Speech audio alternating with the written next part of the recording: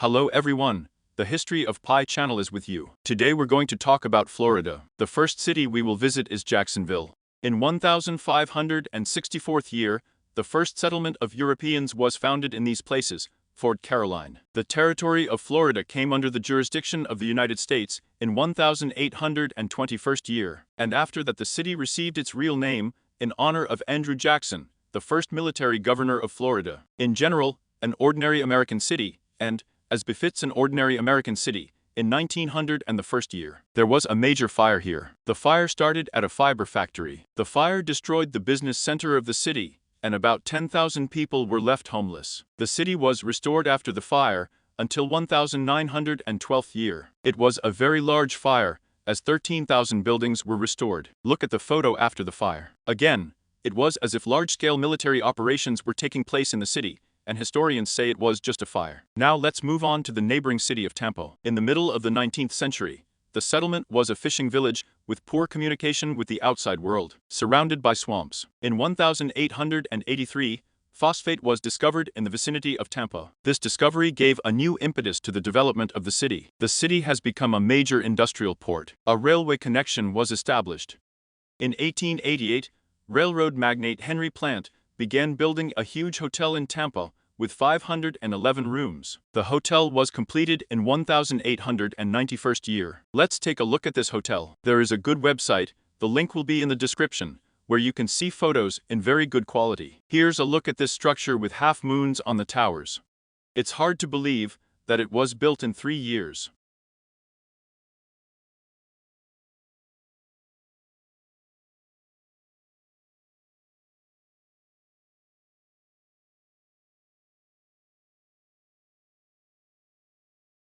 Now let's look at the city of St. Augustine. The city was founded in 1565 year by Admiral Pedro Mendelez de Viles. There is a star fortress in this city. Look, an ordinary star fortress in an American city.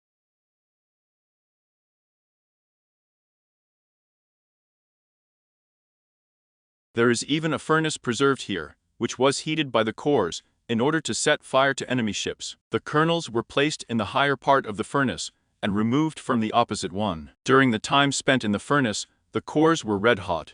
It is interesting how they then put these cores into the powder cannon.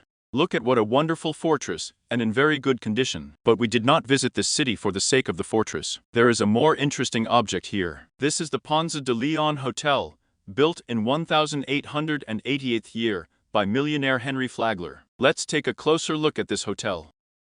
Thanks to an American blogger, a link to it will be in the description, we know what to look for. Look at this huge old building, supposedly built at the end of the 19th century.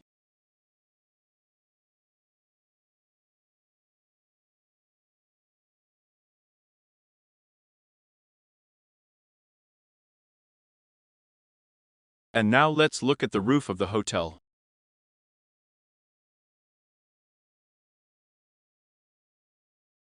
Look at these technical devices on the roof. These balls are on rods.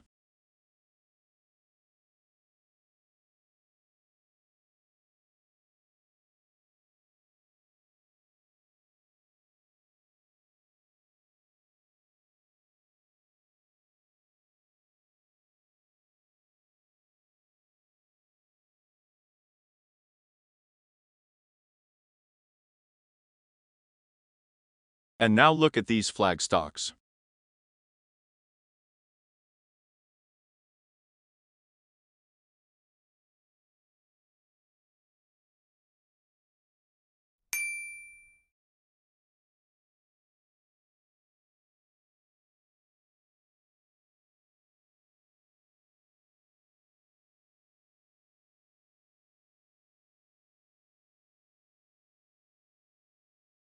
Here are the same decorations on an ancient building in Venice. In front of the building, there are the same packstalks with balls on top. It's hardly a coincidence, it's some kind of technical complex related to atmospheric electricity. Now let's take a look at the fireplace in this hotel. Look at what a strange design. Very different from a wood-burning fireplace. Look, There are two objects in front that look like metal cups. From them there is a metal strip of the back wall. There is an interesting blog on this topic. The link will be in the description. The author has collected a selection of photos of old fireplaces. All fireplaces have two incomprehensible metal cups in front. They are all shallow.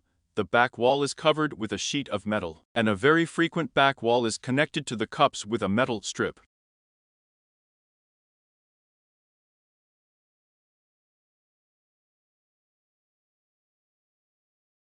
So the fireplaces probably didn't work on wood. They are more like an induction furnace in some way. A very strange technical design.